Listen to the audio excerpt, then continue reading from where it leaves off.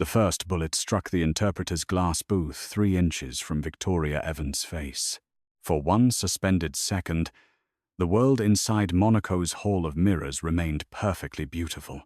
Crystal chandeliers burned above polished marble. Silver flags hung behind the royal dais. Men in tailored suits sat beneath frescoes painted before most modern nations existed. Beyond the arched windows, the Mediterranean glittered beneath a cloudless afternoon.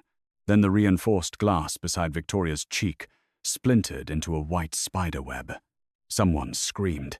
Security officers reached beneath their jackets. Delegates ducked behind gilded chairs. And at the center of the room, Lorenzo De Luca did not move. He remained seated across from Crown Prince Alexander of Bellacosta, one hand resting beside an untouched cup of espresso, his black suit immaculate, his dark eyes fixed not on the panicked royal guards or the shattered glass, but on Victoria. She could not hear anything except the violent pounding of her own heart. Her headset crackled. A French minister shouted for evacuation. The Crown Prince's security detail surrounded the royal table. Victoria should have dropped below the booth. Instead, she stared at Lorenzo. Everyone in Europe knew his name. Some called him a shipping magnate. Others called him an investor, a philanthropist, a negotiator capable of ending wars that governments could not publicly acknowledge. But the intelligence brief Victoria had been required to sign that morning used a different description. Lorenzo De Luca, head of the De Luca family, suspected control of ports, private security networks, illicit banking routes, and enough political influence to collapse 3 governments. Feared by ministers, protected by silence, never convicted, never photographed smiling. He rose slowly. The entire hall seemed to rearrange itself around him. "Mr. De Luca," the Crown Prince said sharply. "Stay where you are." Lorenzo ignored him. His gaze never left Victoria. The second shot cracked somewhere outside the building. Guards flooded the aisles. Lorenzo stepped away from the table and walked toward the interpreter booths, while hundreds of guests watched him abandon the most important peace negotiation in Europe. Victoria finally forced herself to move. She tore off her headset and backed toward the booth door. The translation error.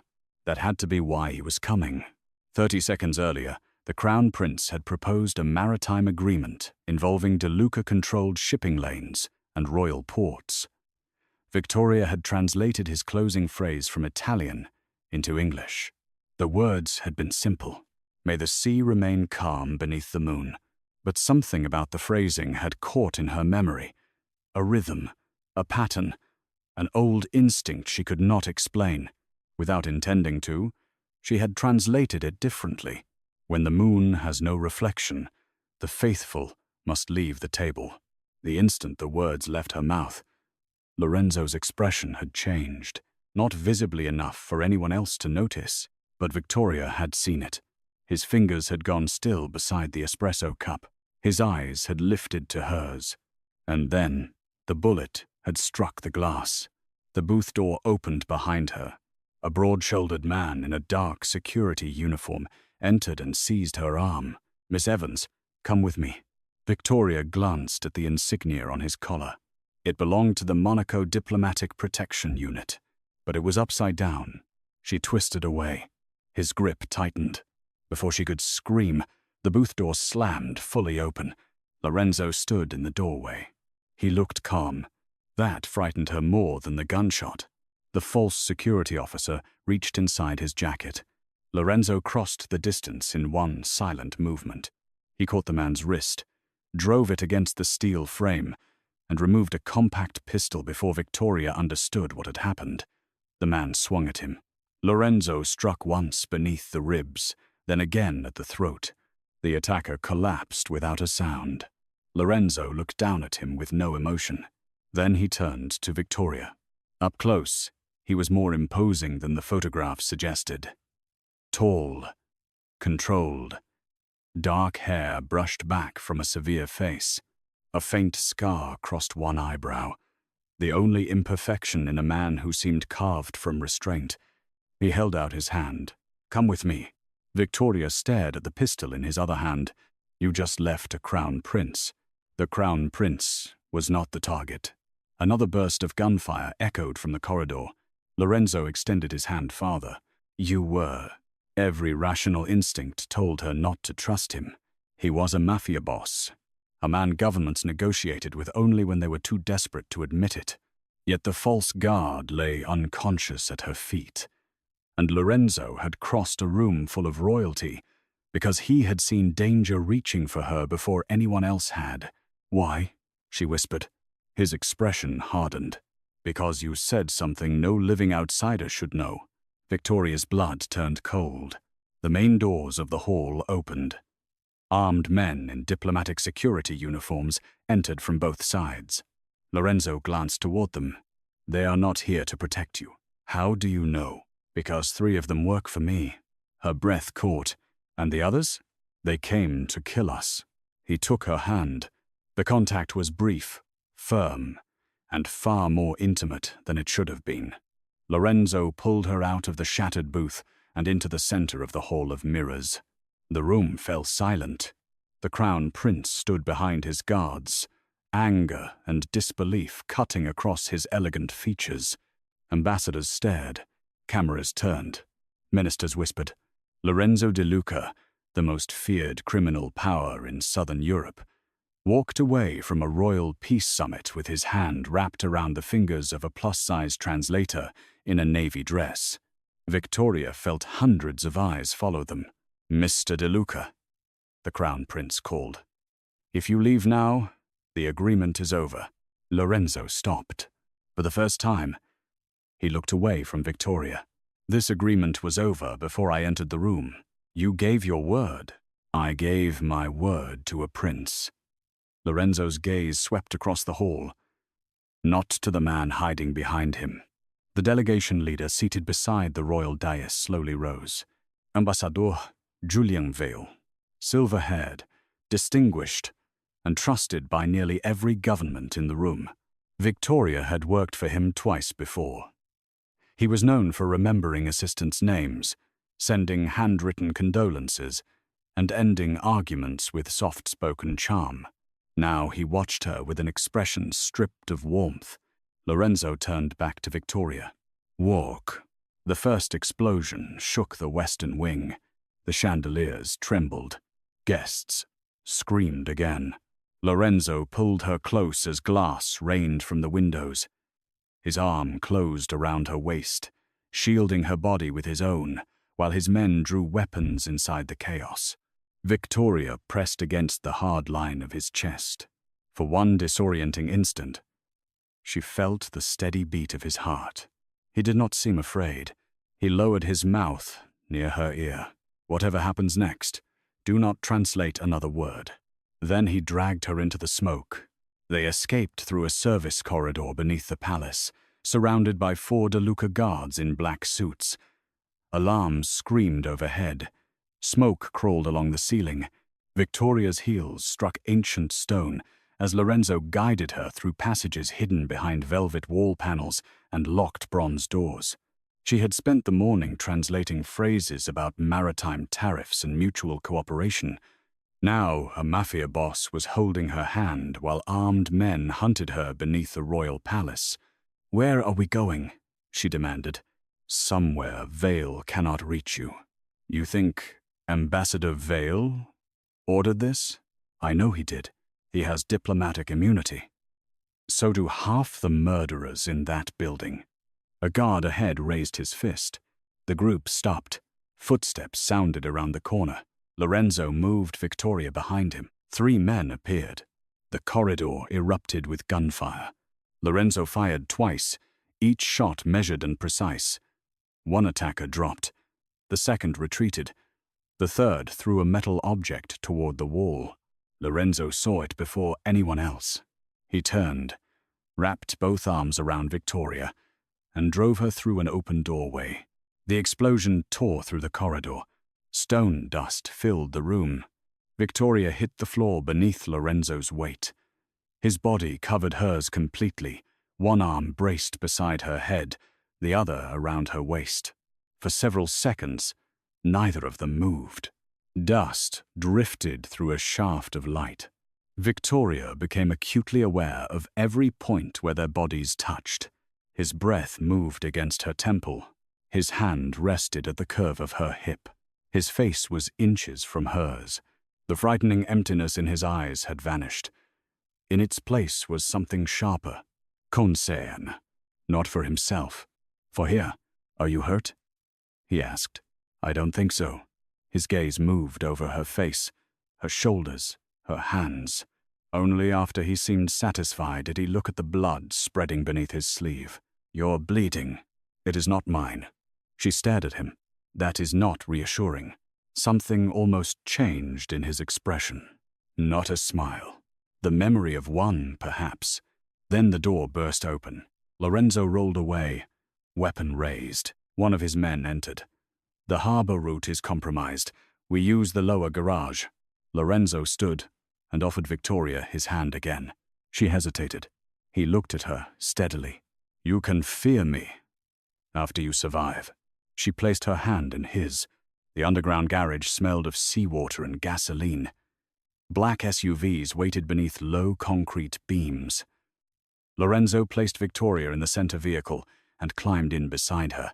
His men surrounded them as the convoy accelerated through a tunnel and emerged onto the coastal road.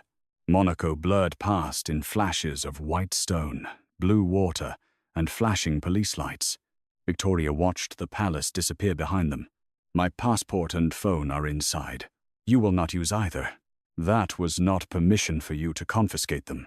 No, it was information. She turned toward him. You cannot simply take me. I already did.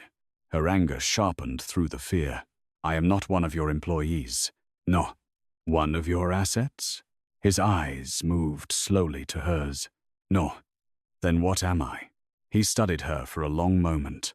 The most dangerous person in Monaco. Victoria almost laughed, but his expression stopped her. I translate trade agreements. You translated a De Luca withdrawal command, created 23 years ago. I made a mistake. No, Miss Evans. You corrected one. He leaned forward, forearms resting on his knees.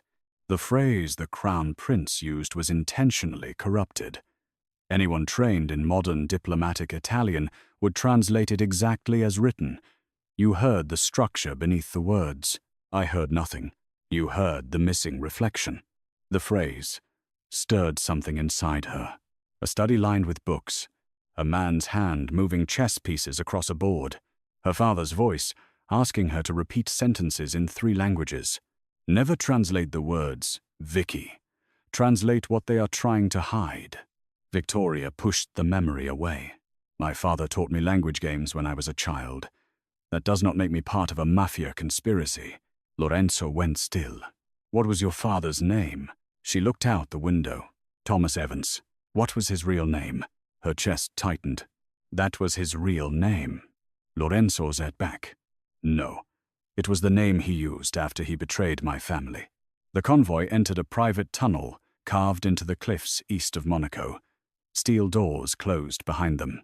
When the vehicles stopped, Victoria was led into a hidden harbor where a sleek black yacht waited beneath the stone. She resisted at the boarding ramp. I am not getting on that boat. Lorenzo stood beside her, the Mediterranean wind lifting the edge of his coat. Vale controls the airport, the train stations, and every official road leaving Monaco. And you control the sea? I control enough of it. You expect me to disappear with you because you claim my father betrayed you. I expect you to stay alive long enough to decide whether you hate me. That sounds suspiciously like kidnapping. It is. His bluntness stunned her. Lorenzo stepped closer. Behind him, the yacht engines started. Men moved along the dock. Far above, sirens echoed through the cliffs. His voice lowered. If I leave you here, Vale's men will take you within an hour. They will ask how much your father taught you. They will not believe your answers. When they realize pain cannot produce memories you do not have, they will kill you. Victoria held his gaze despite the fear tightening her throat. "And what will you do?" "I will ask the same questions." Her pulse accelerated. But I will believe you." The certainty in his voice frightened her differently. "Why?" His eyes dropped briefly to her mouth, then returned to her eyes. "Because your father designed lies for powerful men. You are the first person I have met who translated one into the truth." An explosion flared near the distant harbor entrance. Lorenzo held out his hand. Victoria stared at it. Then she stepped onto the yacht without taking it. The vessel cut across darkening water as Monaco receded into gold lights behind them. Victoria stood inside a luxurious cabin surrounded by polished wood, cream leather, and windows darkened for privacy. A woman in black medical clothing examined the shallow cut along Victoria's hairline. Lorenzo remained near the door, speaking quietly into his phone. "No official hospitals," he said. "No police. Lock every De Luca property from Nice to Genoa." He listened. "Then buy the building." Victoria looked at him. He ended the call. "You cannot buy every place that becomes inconvenient." "I do not buy places because they are inconvenient." "Why do you buy them?" "So no one can remove me." The doctor finished and left. Lorenzo poured water into a glass and handed it to Victoria. She took it, though she disliked the way his attention followed the movement of her fingers. "Where are we going?" "My estate outside Portofino. Your fortress. My home. Do those words mean different things to you?" "No." She drank the water. Lorenzo removed his jacket. Beneath it, blood darkened the side of his white shirt. "You were hit, grazed. You need a doctor. I have had worse. That does not make this harmless." He glanced at her. "You are concerned. I am practical. You were afraid of me 10 minutes ago. I still am. Good." She frowned. "Fear keeps people honest." "No. Fear makes people say whatever keeps them alive." His expression changed. That answer had reached somewhere deeper than she intended. Lorenzo placed the pistol on a table and began unbuttoning his cuff. "You sound like your father." Victoria tightened her grip around the glass. "You knew him?" "I knew the man he pretended to be." "Tell me." "No." "You abduct me, accuse my father of betrayal, and refuse to explain." "I refuse to discuss him until I know which memories are yours and which ones he planted." Her anger broke through. "My father disappeared when I was 12. I have spent 20 years wondering whether he abandoned us or died. You do not get to walk into my life and turn him into one of your villains because it suits you." Lorenzo crossed the cabin slowly. The yacht shifted beneath them, but his balance never changed. He stopped close enough that Victoria had to tilt her head to meet his eyes. "My father was murdered in a locked room with 7 armed guards outside it," he said. "The killers entered using a message only 3 people could authenticate. My father, his brother, and the man who built their cipher." Victoria's anger faltered. "Thomas Evans? Elias Vaughan." The name struck her like a physical blow. She had seen it once, written beneath the lining of an old leather chess box after her father vanished. V. She had asked her mother. Her mother had burned the box that night. Lorenzo watched recognition move across her face. "You have heard it." "No." "You lie badly." "I am not lying." "You stopped breathing." She looked away. His hand lifted as though he meant to touch her face. He stopped before contact. The restraint was more intimate than a caress. "Your father created a linguistic system that allowed my family to communicate through public speeches, diplomatic statements, newspaper articles, even prayers," Lorenzo said. "The code was built on mistranslation. A wrong phrase in the correct structure could order an evacuation, identify a traitor, move money, or begin a war. And today, someone used one of those phrases at the summit. The Crown Prince? No. He was given the wording. Betrayal. Yes. Why? To see who recognized it. The truth settled over her with terrifying clarity. It was a test. Lorenzo nodded, and I answered. You did more than answer. You gave the correct counterphrase. I don't even know what I said. You told the faithful to leave the table, and then you did. He looked toward the dark sea beyond the windows. My father's last authenticated message used the same line. Victoria's voice softened despite herself. What did it mean? Lorenzo's face became unreadably.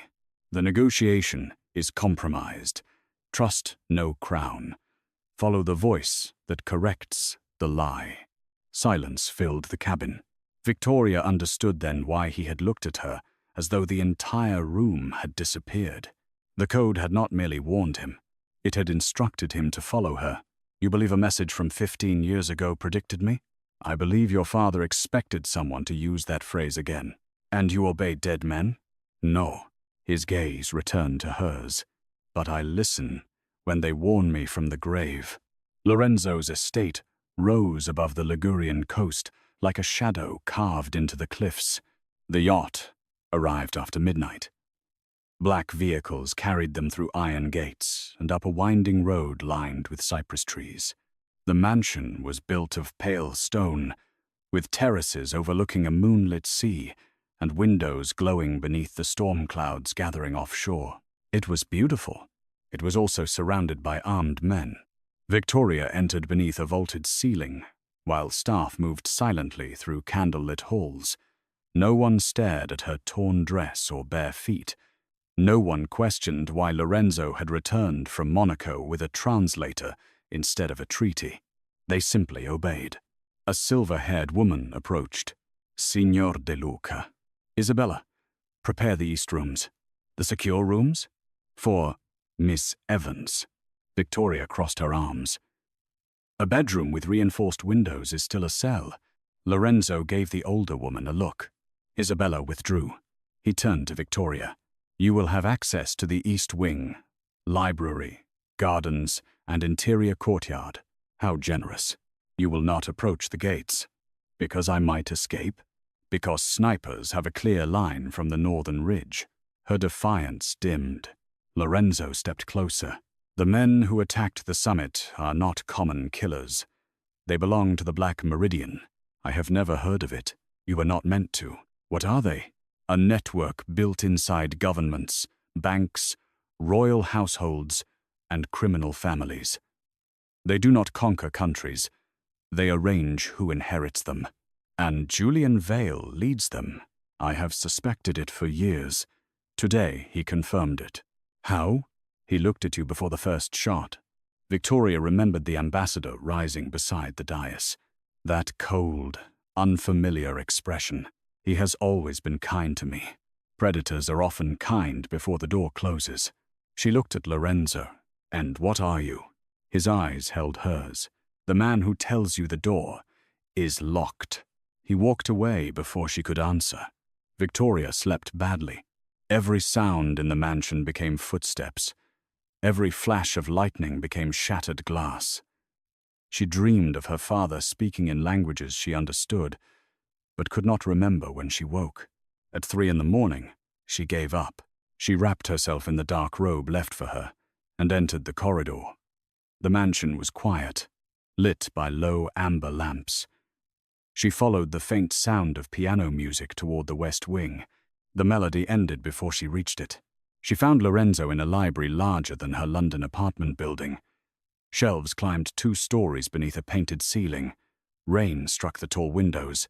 A fire burned low in a marble hearth. He stood at a table covered with photographs, files, and handwritten pages. His shirt was open at the collar. The wound along his side had been bandaged. Without the jacket and public armor, he seemed younger than she had expected, more tired, still dangerous. You play the piano? She asked. He did not look up. No. I heard music. A recording. Whose? My mother's. Something in his voice warned her not to ask more. Victoria moved toward the table. Lorenzo covered one photograph with his hand. She stopped. That is my father. He remained silent. She pulled the photograph free. The man in it was younger than she remembered, standing beside a black car in Rome. He wore glasses and held a folder beneath one arm. Beside him stood a teenage Lorenzo, perhaps 16, thinner but already watchful. Behind them was another man whose face had been torn from the image. "My father knew you when you were a boy. He taught me languages." Victoria looked up sharply. "He was my tutor for 3 years." Lorenzo continued. "He taught me how to hear intention beneath words, how to recognize when a treaty was an ambush, how to survive rooms where everyone smiled. He taught me the same thing." Yes. The single word carried more emotion than anything Lorenzo had said since Monaco. Victoria looked at the photograph again. "You cared about him. I trusted him. And when your father died, you blamed mine. I blamed the evidence." Which was? His cipher authenticated the killers. He vanished the same night. That does not prove he helped them. No. She studied him. You no longer believe he did. Lorenzo's jaw tightened. "I believe certainty is a luxury for men who have not buried their fathers." Victoria set down the photograph. "My mother told me he left because he wanted another life. She never spoke his name again. When I asked questions, she moved us. London, Brussels, Washington. Every few years, a new city. Witness protection. She said her work required it." What was her work? She translated for humanitarian organizations. Lorenzo's eyes narrowed. What was her maiden name? Margaret Hale. He crossed to a locked cabinet, entered a code, and removed a thin red file. Inside was a photograph of Victoria's mother entering a government building beside Julian Vale. The date stamped beneath it was 14 years after Thomas Evans disappeared. Victoria's knees weakened. No, Lorenzo caught her elbow before she fell. She jerked away. "My mother died 3 years ago." "I know." "How?" "I know everything about the people Vale keeps close. You knew who I was before today." "No. Your birth records were altered. Your father's surname disappeared from every file. Until you spoke the counterphrase, you were simply Victoria Evans, conference translator. Simply."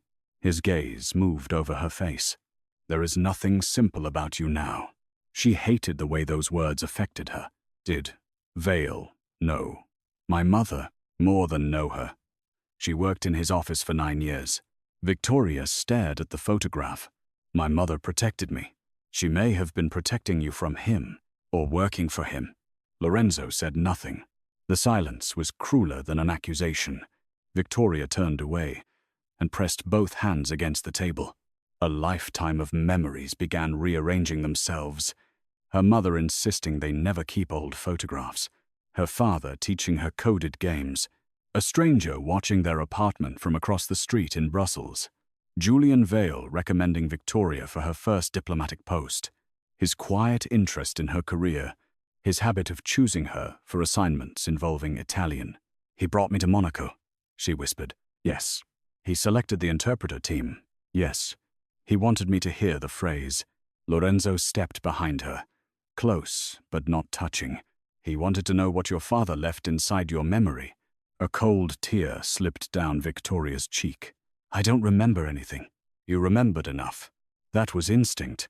Instinct is memory without permission." She turned. He was nearer than she expected. The fire cast gold along the hard planes of his face. "Are you going to use me to find the rest?" "Yes."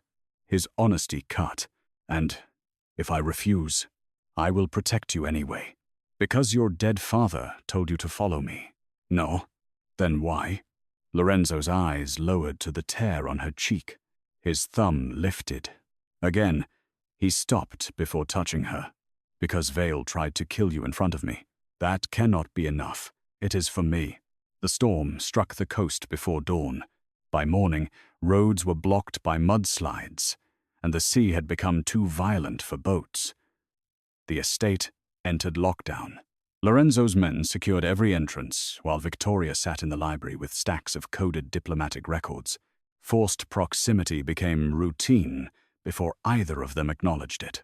Lorenzo worked across from her at the long table, making calls in Italian, French, and Russian. Victoria reviewed speeches her father had allegedly encoded decades earlier.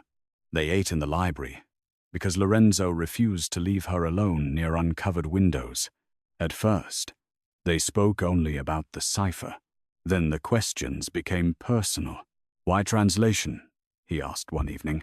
"Because languages made more sense than people." "That is not an answer. It is the only one you're getting." He looked at her over the edge of a document. She sighed. "My father used to say, every language gives you another life. After he disappeared, I thought learning enough of them might help me find the life where he had gone." Lorenzo's eyes remained on her. "Did it?" "No." A pause. "Why the Mafia?" she asked. "I inherited it. You could have walked away. So could a king. That is not the same." "No. Kings are forgiven for inheritance." She studied him. "What did you want before you became this?" Lorenzo looked down at the page. No one had ever asked him that. She could see it in the stillness of his hands. "I wanted to restore old buildings." Victoria blinked. "Architecture?" "Preservation." "That sounds almost gentle." His gaze lifted. "Do not insult me." She smiled before she could stop herself. Lorenzo stared at the curve of her mouth. The room changed. The air seemed to tighten between them. Victoria's smile faded. His attention dropped slowly to her lips. He reached across the table, but instead of touching her, he took the paper beside her hand. "Your father marked this phrase twice," he said. The moment closed. That night, Victoria stood before the mirror in the bedroom Lorenzo had given her. Fresh clothing filled the wardrobe, all in her exact size. Elegant dresses, soft sweaters, tailored trousers. Not one item was too small. Not one seemed chosen to hide her body. She found Lorenzo on the terrace beneath the covered arcade, watching rain sweep across the sea. "How did you know my size?" He did not turn. Isabella estimated. Isabella has not looked at me long enough to estimate anything. She is efficient. So are surveillance cameras. His silence answered her. Victoria folded her arms. "You had someone access my hotel records. I had someone retrieve the measurements from a dress delivered to your room before the summit. That is an invasion of privacy." "Yes, you admit that very easily." "I do many things easily." She moved beside him. Lightning illuminated the coastline. "You could have given me a robe and called it protection. You deserve clothing that fits." The simple statement disarmed her. He said it without condescension, without embarrassment, without turning her body into a political gesture. Victoria looked out at the storm. "Most men like you think power means deciding what women should become. I decide what my enemies become. And women, I have never needed to decide." She glanced at him. His gaze moved over her slowly, not hiding the appreciation in it. Her breath caught. "You are doing that intentionally." "Yes." "Why?" "To see whether you step away." She did not. Lorenzo lifted one hand. His fingers hovered near her waist, close enough that she felt the heat of them through the sweater. He could have touched her. She wanted him to. That realization frightened her more than his violence. Before his hand made contact, gunfire erupted from the eastern gate. Lorenzo became another man instantly. He pulled Victoria behind a stone column and drew his pistol. The terrace lights went dark. His men shouted through the courtyard. A vehicle exploded near the gates, flames rising above the rain. Lorenzo pressed Victoria against the wall and shielded her with his body. "Stay here." "No." His eyes flashed. "This is not a negotiation. You said Vale wants what I remember. If his men breach the house, hiding me alone is the worst possible strategy." Another explosion shook the terrace. Lorenzo's jaw hardened. He removed a second pistol from an ankle holster and placed it in her hands. "Have you fired one?" "At a training range." "This is not a training range." "I noticed." He adjusted her grip, his hands closing over hers. The contact was controlled, intimate, and terrifyingly steady amid the chaos. "Safety off," he murmured near her ear. "Do not aim where they are. Aim where they must go." Men moved through the garden below. Lorenzo fired. One fell. Victoria saw another attacker emerge behind him. She raised the weapon and pulled the trigger.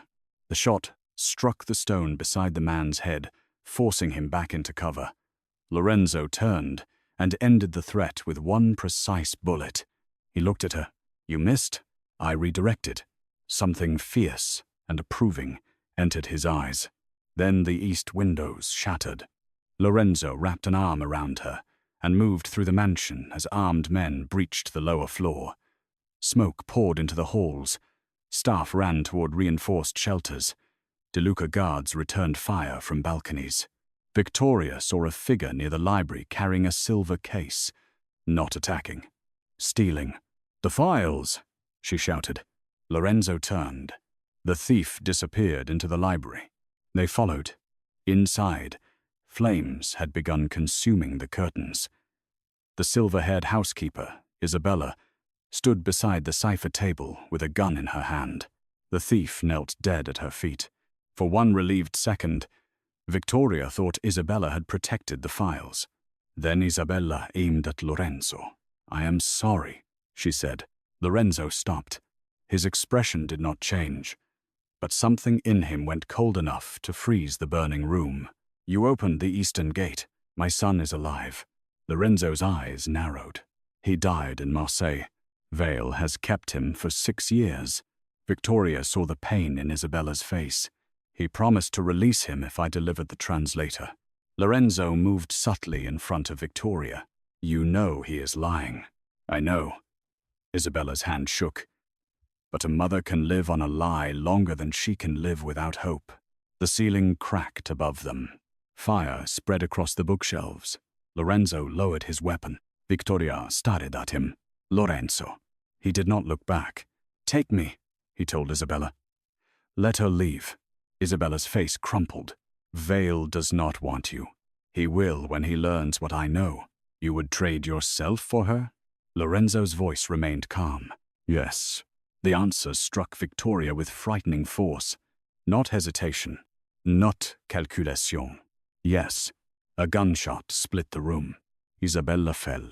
Behind her stood Lorenzo's lieutenant, Marco Bellini. Smoke curled from his weapon. Lorenzo caught Isabella before she struck the floor. She was still breathing. "Medical team," he ordered. Marco looked toward the spreading flames. "We have to evacuate." Lorenzo's gaze found Victoria. "Take her to the lower safe room." "No," Victoria said. The records can burn. They may contain the truth about my father. I will not trade your life for paper.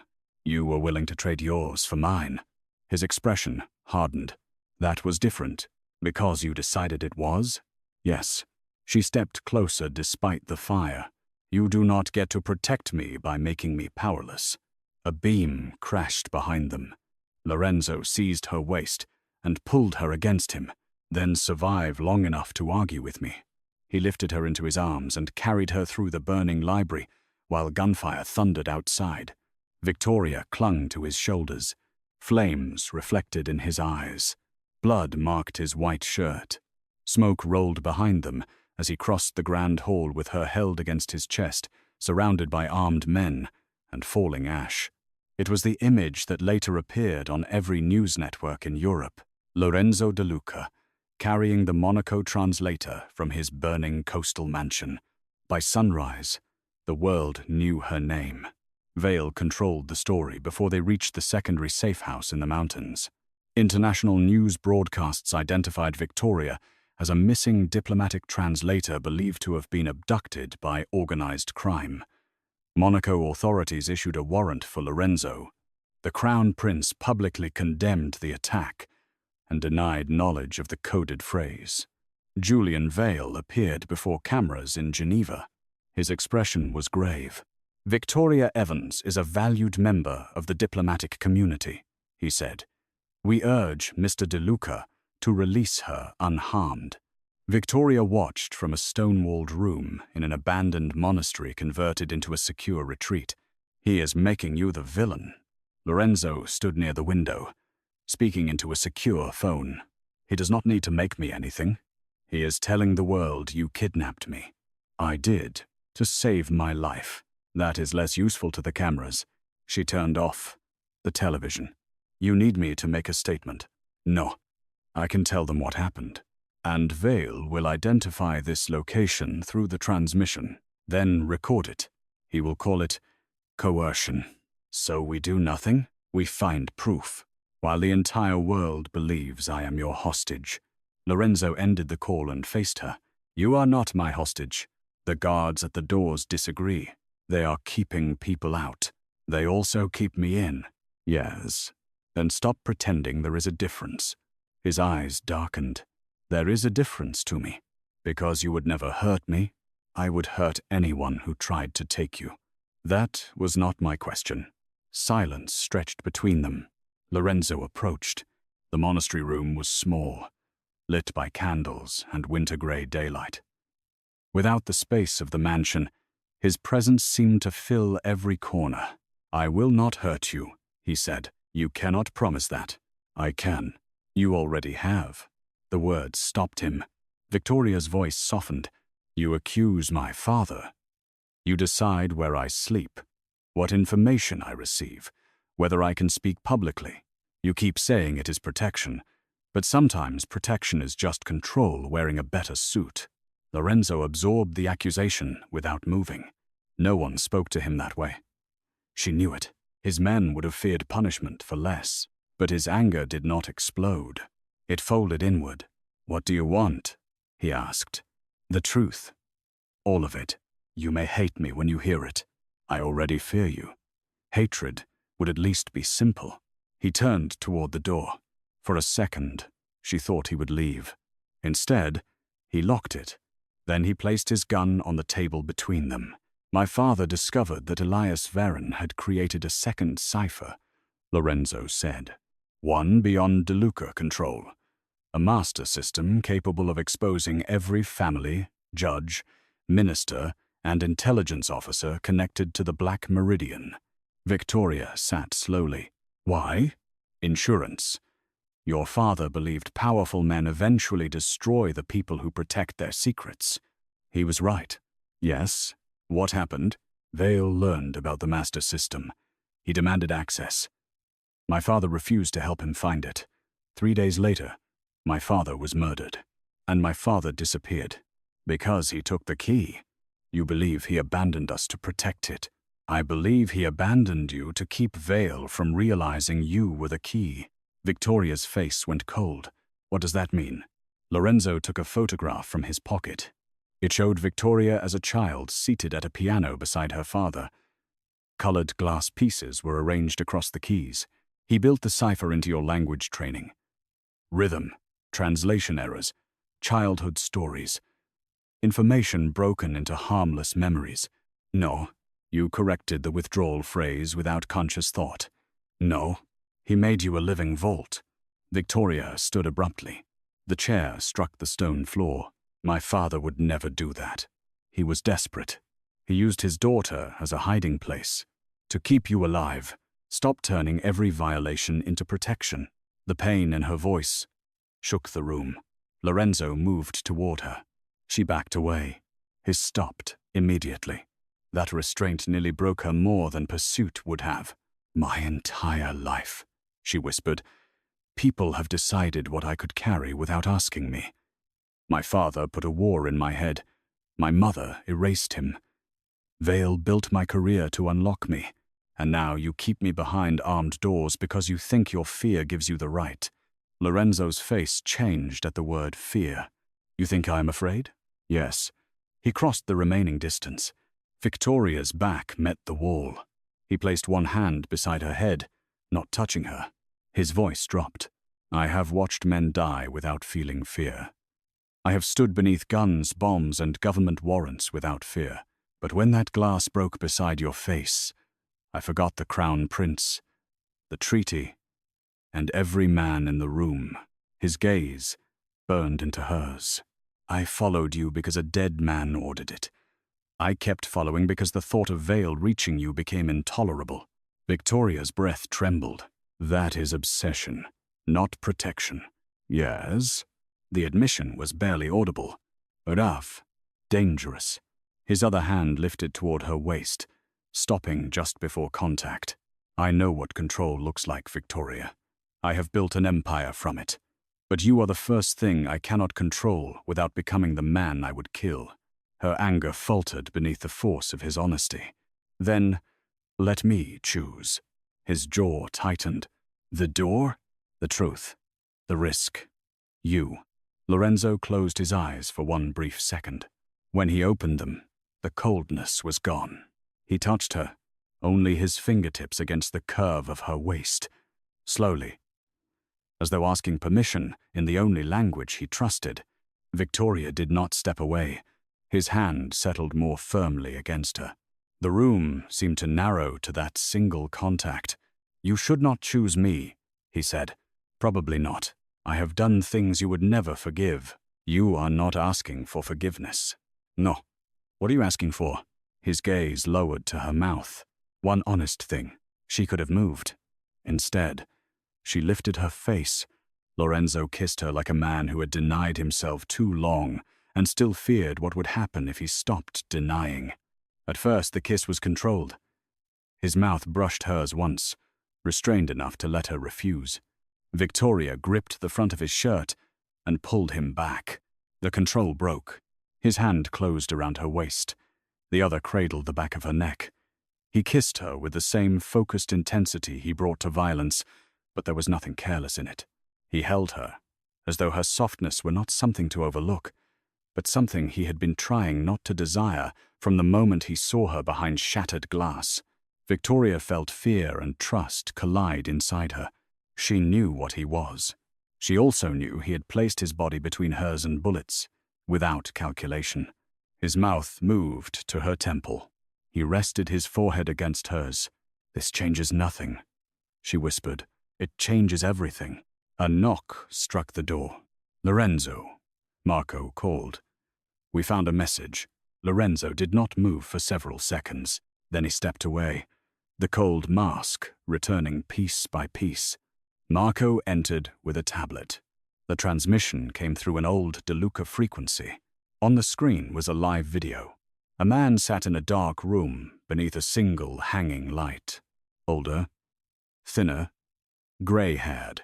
Victoria stopped breathing. Her father raised his face to the camera. Vicky, he said. The childhood nickname broke her open. She moved toward the screen. Dad? The message was pre-recorded. Thomas Evans alias Varron looked directly into the camera. If you are seeing this, Julian Vale has found you. Do not trust the government delegation. Do not trust the royal house. And do not trust Lorenzo De Luca. Victoria slowly turned. Lorenzo stood behind her, his face unreadable. The video continued.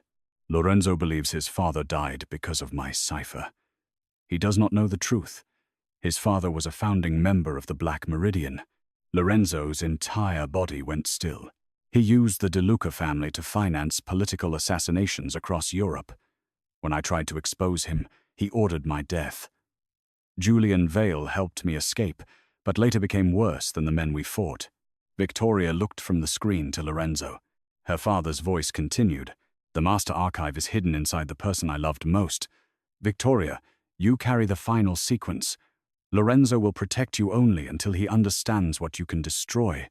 The recording ended. Silence swallowed the room. Victoria's lips still held the memory of Lorenzo's kiss. Now every word between them seemed poisoned. Did you know? She asked. No. Was your father Black Meridian? I do not know.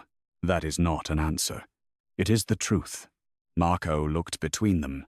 Vale sent coordinates with the transmission. Geneva. He wants an exchange. What exchange? Victoria asked. Marco hesitated. Victoria for her father. Lorenzo's answer came instantly. No.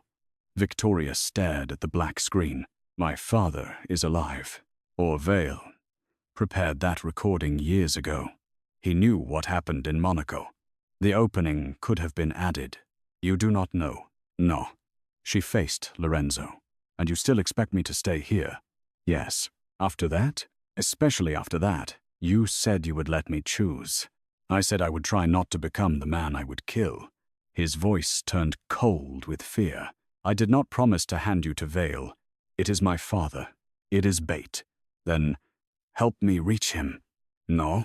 The refusal landed like betrayal. Victoria stepped back. You meant what you said only while I was choosing you. That is not true. The moment I chose something else, the door locked again. Lorenzo's eyes flashed. The moment you chose death, I stopped pretending your permission mattered. She slapped him. The sound cracked through the monastery room. Marco looked away. Lorenzo did not move. A red mark appeared along his cheek. Victoria's hand trembled. You do not own my life. No, he said quietly. But I will answer for it. She walked past him and left the room. That night, Victoria escaped. She did not outmaneuver Lorenzo's security. She used the cipher. While studying the old records, she had realized the monastery's guard rotations were communicated through phrases embedded in meal requests. Her father's training helped her alter one instruction. 2 guards moved to the southern entrance. A supply vehicle left unsearched through the north gate. Victoria hid beneath blankets in the rear compartment. By dawn, she was on a road toward Geneva. By noon, Lorenzo knew. The driver stopped at an abandoned gas station after receiving a call. Victoria climbed out before he could lock the doors and ran toward a waiting sedan parked beyond the trees. The driver was Julian Vale. He stood beside the open passenger door in a charcoal coat, looking exactly as he had at diplomatic receptions. Kind, patient, trustworthy. Victoria, he said. Thank God. She stopped several feet away. Where is my father? Safe. Show me. Vale raised a phone. A live video displayed her father seated inside a medical room. He looked weak but conscious. Vicky? He said. Tears filled her eyes. Dad, do not come closer to them, he urged. Vale will bring you to me. Victoria looked at the sedan. Every warning Lorenzo had given her moved through her mind. Predators are often kind before the door closes. Why did you try to kill me in Monaco? She asked. Vale's expression saddened. I did not. De Luca staged the attack to destroy the treaty. The false guard grabbed me. One of Lorenzo's men. No. You have been with him for 3 days. Fear creates attachment quickly, especially when the captor becomes the rescuer. His words were reasonable. Too reasonable. Victoria studied his hands. No tension. No hurry. He believed she would enter the car. Did my mother work for you? Yes. She helped keep you hidden. Did she know my father was alive? Vale hesitated half a second. That was enough. Yes, he said. Victoria felt the lie. Her father had taught her long ago. Never translate the words. Translate what they are trying to hide. My mother would have gone to him. She was afraid. She was never afraid of loving him. Vale's warmth vanished. The transformation was subtle but absolute. Get in the car, Victoria. She stepped back. Men emerged from the trees. 4 of them. Weapons visible. Victoria's heart pounded. You built my career, she said. I cultivated your memory. All those conferences, each one tested a different sequence. You were remarkably resistant. And Monaco? The final key. A black SUV roared onto the road. Gunfire exploded through the trees. Vale's men turned. The SUV struck one attacker and skidded sideways. Doors opened before it stopped. De Luca guards poured out. Lorenzo emerged from the passenger side. He wore no coat despite the cold. Rage made his face almost unrecognizable. Vale grabbed Victoria and pressed a gun beneath her jaw. Lorenzo stopped. The entire forest seemed to hold its breath. You walked away from a crown prince for her, Vale called. Will you walk away from your empire too? Lorenzo's eyes remained on Victoria. Yes, Vale smiled. Then put down your weapon. Lorenzo placed his pistol on the road. Marco protested behind him. Lorenzo raised one hand. Every De Luca gun lowered. Victoria's throat tightened. Vale pulled her toward the sedan. "Tell your men to leave. Let her go. You are not negotiating." Lorenzo's gaze met Victoria's. Something passed between them. Not a comment. Trust. He looked briefly at the sedan's windshield. Victoria understood. Aim where they must go. She drove her heel down on Vale's foot and threw her weight sideways. The gun fired into the air. Lorenzo moved. He crossed the distance before Vale recovered, struck the weapon away, and drove him against the car. Victoria fell to the road. Marco pulled her behind the SUV as gunfire tore through the trees. Lorenzo and Vale fought beside the sedan. Vale drew a knife. The blade cut Lorenzo's shoulder. Lorenzo did not seem to feel it. He slammed Vale against the hood and closed one hand around his throat. "Where is Varron?" Vale laughed through the pressure. "You still think he matters?" Lorenzo tightened his grip. Victoria ran forward.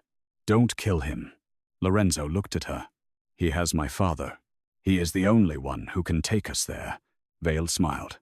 "You see, she understands negotiation better than you." Lorenzo released him with visible effort. Sirens sounded in the distance. Not police. A convoy of diplomatic vehicles approached from the south. Vol's backup. Lorenzo seized Victoria's hand. This time, she held on. They fled toward Geneva by helicopter. Lorenzo sat opposite Victoria in the narrow cabin, while a medic stitched the cut in his shoulder. He watched her with a silence more painful than anger. "I was wrong," she said. "No, I trusted Vale. You did not. You tested him. I left you." "Yes." The word carried no accusation. That made it worse. "I thought you would stop me." "I tried. You found me. I will always find you." She looked at the blood on his shirt. "That should frighten me." "It should. Instead, it doesn't." The medic finished and moved away. Lorenzo leaned forward. "I meant what I said in the monastery. I cannot protect you without taking choices from you.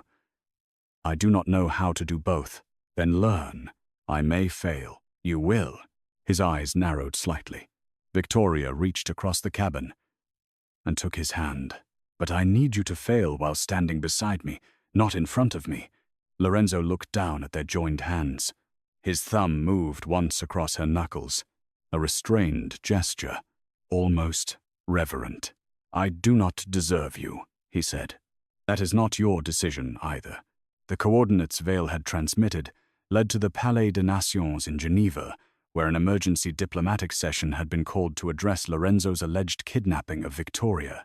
Vale had hidden her father beneath the most public building in Europe. It was brilliant. No mafia army could attack without appearing to confirm every accusation. Victoria and Lorenzo entered Geneva beneath false identities, using an underground route maintained by De Luca allies inside the city's old banking district. The passage opened into a private archive beneath an abandoned church. There, Lorenzo revealed the final truth he had kept from her. His father's personal ledger. It listed payments to Black Meridian operations. He was one of them. Lorenzo said. Victoria turned the pages. Assassination, bribes, election manipulation, all signed by Antonio De Luca. "Why did you hide this?" "I found it after the monastery attack." "You knew before my father's recording." "Minutes before." "And you said nothing." "I needed to verify it." "You needed to control how I saw you." "Yes." The admission was quiet. Victoria closed the ledger. "Your father's crimes are not yours. I inherited everything else. You also spent 15 years believing he was betrayed." Lorenzo looked toward the church altar above them. "I built my life around avenging a lie. Then choose what you build next." He faced her. "You make destruction sound simple." "No. I make choice sound possible." Their eyes held. Above them, bells began to ring across Geneva. The diplomatic session was starting. Lorenzo removed his signet ring.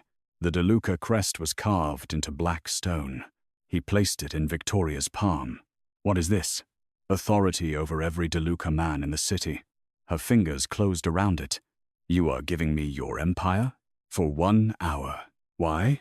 Because I will enter through the main chamber. Vale expects me to come for you from the shadows. He will move your father when he sees me. And I follow the transfer. Yes, you trust me with this? No. She looked up. Lorenzo stepped closer. I trust myself to obey you. The distinction stole her breath. He touched her cheek, finally without stopping. His thumb moved over her skin. If I do not come back, you will. Victoria. No. His expression tightened. She placed the ring against his chest. You do not get to give me a goodbye and call it devotion. What would you call it? Cowardice.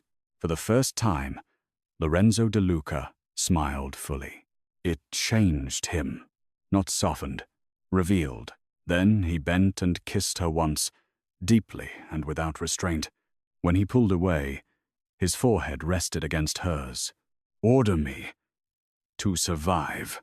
She closed his fingers around the ring. Come back to me. Yes. Lorenzo entered the diplomatic chamber alone. Cameras captured him walking through the main doors in a black suit, unarmed, while ministers erupted in alarm. Security officers surrounded him. The Crown Prince stood from the central dais. Julian Vale watched from the delegation table. Lorenzo raised both hands. I am here to surrender. The chamber fell silent. Vale smiled. Beneath the building, Victoria followed a team of De Luca operatives through service corridors, using the pattern hidden inside her father's recording. Every third sentence contained directional emphasis. Left. Below. 7 doors. No windows. They found the medical room empty. A wheelchair track marked dust across the floor. Victoria closed her eyes. Memory rose. Her father moving chess pieces. When the king enters willingly, the hidden bishop crosses beneath the river. The water tunnel, she said. Geneva's old service channels ran beneath the complex toward the lake. They descended. Above, Vale addressed the cameras. Mr. De Luca, where is Victoria Evans? Safe from you. Vale's expression remained composed. You abducted a diplomat. I removed a witness from an assassination. Can you prove that? Yes. Lorenzo placed Antonio De Luca's ledger on the table. Vale's smile disappeared. This documents Black Meridian operations conducted through my family. It includes your signatures. The Crown Prince turned toward Vale. Security officers shifted. Vale raised one hand. Half the guards in the chamber aimed at the other half. Chaos erupted. In the tunnel below, Victoria heard gunfire overhead. She and Marco reached a steel door beside the water channel. A numeric panel glowed red. No code, Marco said. Victoria touched the keys. A childhood rhyme moved through her memory. Moon, without reflection. Faithful leave the table. King enters willingly. Hidden bishop crosses beneath the river. She entered the chess positions, associated with each phrase. The door opened. Her father sat inside, restrained to a chair. He looked exactly as he had on the screen. But when he saw Victoria, terror filled his face. Behind you? Marco turned. A shot struck him in the chest. A man stepped from the shadows. Crown Prince Alexander. Victoria stared at him. The prince removed a silenced pistol from beneath his coat. My family financed the Meridian long before Vale learned its name, he said. You gave the phrase at Monaco to identify you. Vale is not the leader. He is the public hand. The twist settled into place. Ambassador Vale had commanded governments, but the royal house had commanded Vale. Alexander smiled faintly. People always search for monsters in dark rooms. They rarely look at the man born beneath a chandelier. Victoria moved toward her father. The prince aimed at her.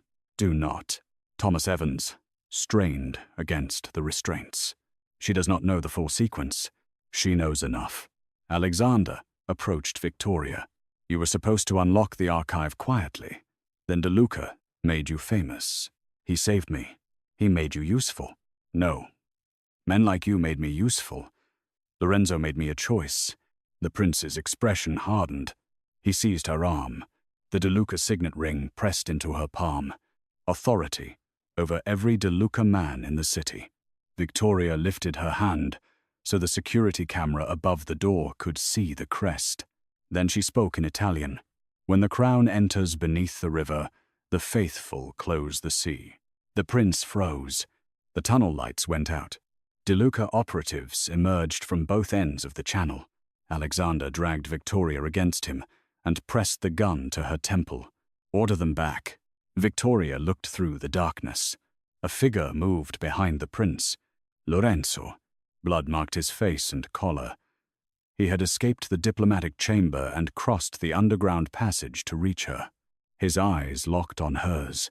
The prince tightened his arm around her. You surrendered your empire for this woman, Alexander said. Was she worth it? Lorenzo's voice was calm. She is the only thing I have ever chosen that was not inherited. Alexander fired. Lorenzo moved in front of Victoria. The bullet struck him beneath the ribs. He staggered, but did not fall. Victoria screamed.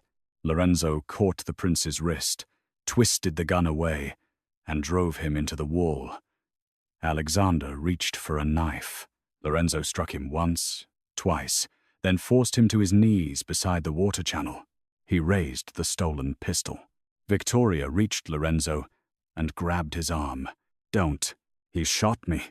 I noticed. He will never stop. Then expose him. Lorenzo's face was white with pain. Men like him do not survive exposure. Then let the world kill the crown. Do not let him make you the monster they need. For one long second, Lorenzo kept the gun aimed at the prince. Then he lowered it. Cameras mounted by De Luca operatives broadcast Alexander's arrest, Vale's ledger, and Thomas Evans' testimony directly into the diplomatic chamber above. The Black Meridian collapsed in public. The violent climax did not end with a gunshot. It ended with the truth becoming impossible to contain. Lorenzo collapsed in Victoria's arms before medical teams reached the tunnel. She went down with him onto the wet stone floor. Blood spread across his shirt beneath her hands. His eyes struggled to remain open. You came back, she whispered. You ordered me. You are not allowed to make jokes while dying. I was not joking. Her tears fell onto his face. He lifted one blood-stained hand and touched her cheek. I followed you out of that hall because I thought you carried a message from the dead. His breathing faltered. But you were the first living thing I had believed in for years. Stay with me. His thumb brushed beneath her eye. I am trying. No. Do not try. Obey. A faint smile touched his mouth. Yes. Victoria. He survived. The bullet missed his heart by less than an inch. For 6 days, Lorenzo remained unconscious in a private hospital wing guarded by De Luca men, Swiss federal officers, and international investigators who could not decide whether to arrest him or thank him. Victoria stayed beside him. Her father underwent treatment in the same building.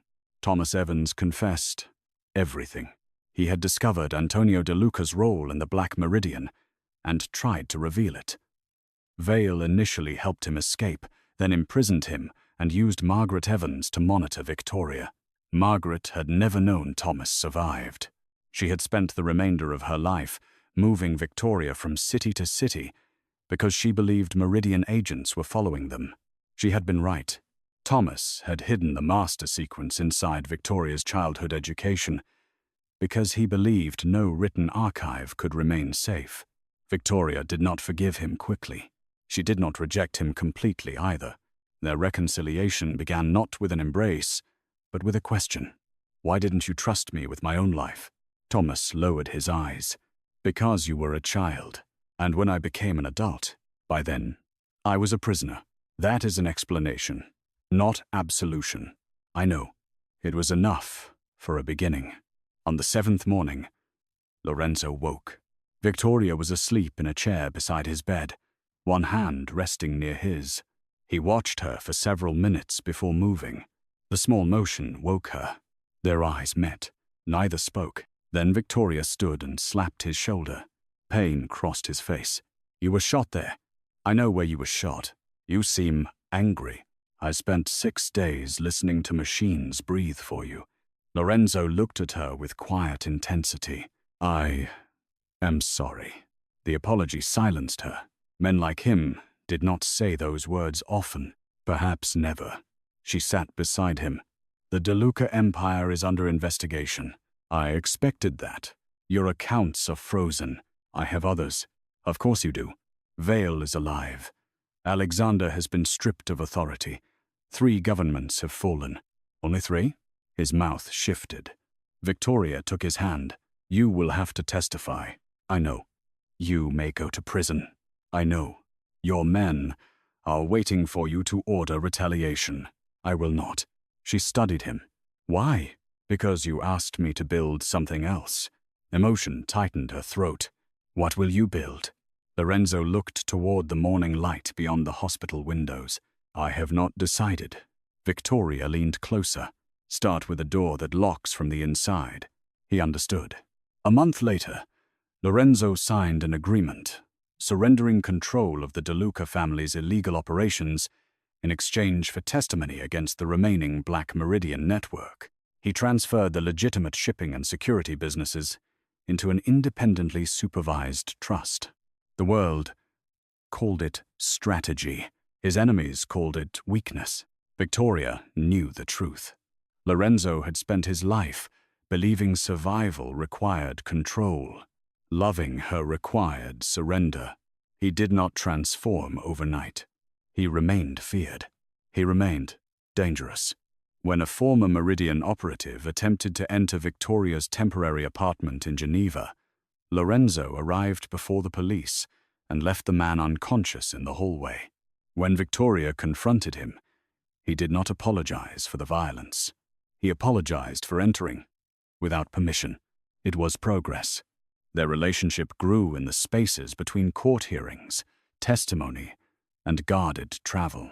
Slowly, uneasily, honestly, Lorenzo learned to ask before assigning protection. Victoria learned that trust did not require pretending his darkness was harmless. Some nights, he woke from dreams of his father. Some mornings, she found him sitting outside her apartment door because he had wanted to see her but refused to enter uninvited. The first time, rain soaked his coat. "You own 4 hotels in this city," she said. "I did not want a hotel." "What did you want?" "You." The word still had the power to make her heart stumble. She opened the door, then asked. His eyes held hers. "May I come in?" "Yes." 6 months after Monaco, Victoria returned to the Hall of Mirrors. The repaired interpreter booth gleamed beneath the chandeliers. The bullet mark had been preserved behind a small brass plate as evidence in the international inquiry. A new summit had been arranged, not between mafia families and royal houses, between nations establishing a permanent commission against covert political crime. Victoria served as chief interpreter. Lorenzo attended as a protected witness. He entered without guards at his side. The room fell silent anyway. He wore a black suit, his scar visible above the collar. Governments had taken much of his empire. None had taken his presence. Victoria watched him from the booth. Their eyes met across the hall. This time, there was no coded warning, no shattered glass, no prince demanding that he remain seated. At the end of the session, Lorenzo waited beneath the royal dais while delegates departed. Victoria removed her headset and joined him. "You stayed through the entire negotiation," she said. "I am learning patience." "Poorly." "Yes." He looked toward the doors through which he had once led her, in front of hundreds of stunned guests. "Walk with me." "That sounds less like a command than it used to." "It is a request." Victoria placed her hand in his. Together, they crossed the Hall of Mirrors. Cameras turned. Officials watched. Whispers followed them. But this time, Lorenzo was not pulling her away from danger. He was walking beside her toward a life neither of them had inherited. Outside, Monaco glowed beneath the evening sun. Black cars waited beyond the steps, but Lorenzo did not move toward them.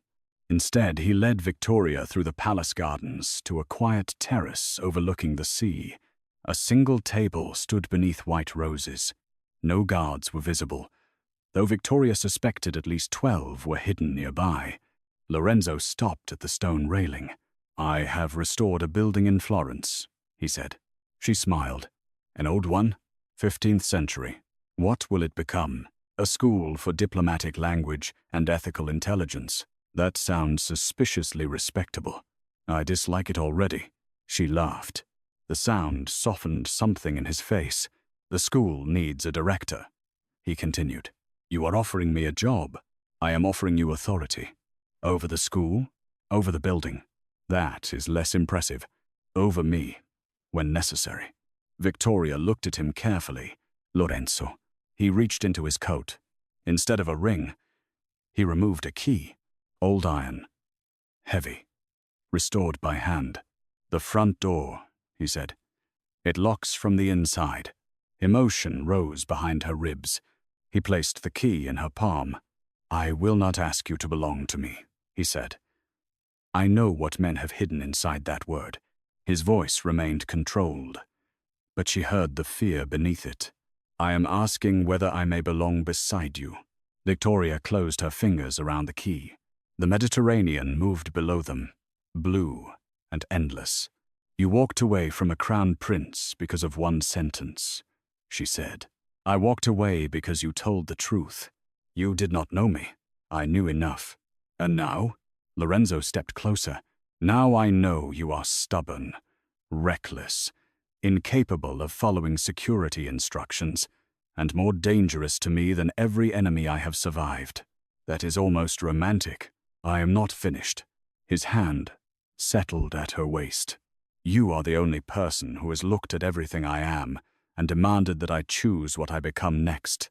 Victoria rested her palm against his chest, over the scar left by the bullet. "And what did you choose?" His eyes held hers. "You."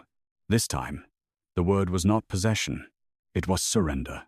Victoria kissed him beneath the white roses while cameras waited beyond the garden and governments debated the remains of his empire. Lorenzo held her with the same strength he had used to shield her from bullets. But now, there was no urgency in his touch, only certainty. When they parted, he kept his forehead against hers. "Was that a yes?" he asked. "To the school, to a life beside me?" Victoria smiled. "Yes." The feared Mafia Boss closed his eyes as though the answer had wounded him in the best possible way. Then he kissed her again, while the sun lowered over Monaco, turning every window in the palace to gold. Inside the Hall of Mirrors, diplomats continued negotiating peace. Outside, Lorenzo De Luca finally understood that peace was not a treaty, a throne, or the absence of enemies. It was the woman who had corrected a lie. The woman he had followed through shattered glass, burning houses, royal betrayals, and the ruins of everything he had inherited. The woman who had never asked him to become harmless, only honest. And when Victoria took his hand and led him away from the palace, Lorenzo followed without hesitation. Not because a dead man had written the command, not because a cipher demanded obedience, but because for the first time in his life, the most feared man in Europe was no longer walking toward power. He was walking home,